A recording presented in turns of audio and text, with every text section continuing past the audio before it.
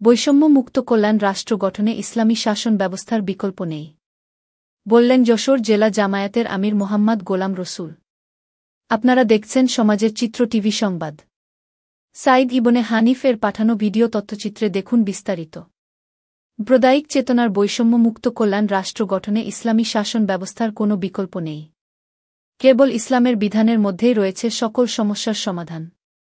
পারস্পরিক সম্প্রীতি রক্ষায়, সামাজিক বৈষম্য দূর, জাতিগত সহাবস্থান বজায় রাখা এবং ধর্মীয় সংস্কৃতি নিশ্চিতকরণে ইসলামে গুরুত্বপূর্ণ নিদর্শনা রয়েছে, যা বাস্তবায়ন করা গেলে একটি কল্যাণ রাষ্ট্র গঠনে ভালো ভূমিকা রাখতে পারে।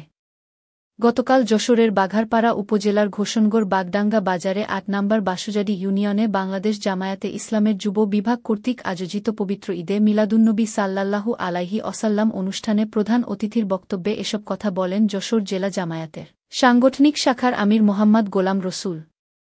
বুড়ি ভৈরব নদীর চরে আয়োজিত এই অনুষ্ঠানের সভাপতিত্ব করেন বাংলাদেশ জামায়াতে ইসলামের যুব বিভাগের বাসুজাডি ইউনিয়ন শাখার সভাপতি হাফেজ মোহাম্মদ আনিছুর রহমান বিপ্লব।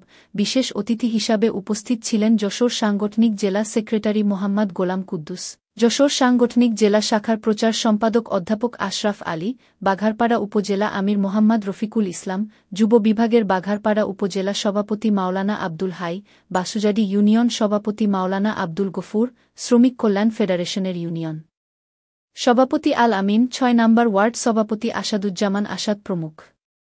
সমাজের চিত্র টিভি সংবাদের সাথে থাকার জন্য ধন্যবাদ। পরবর্তী সংবাদ শোনার আমন্ত্রণ রহিল।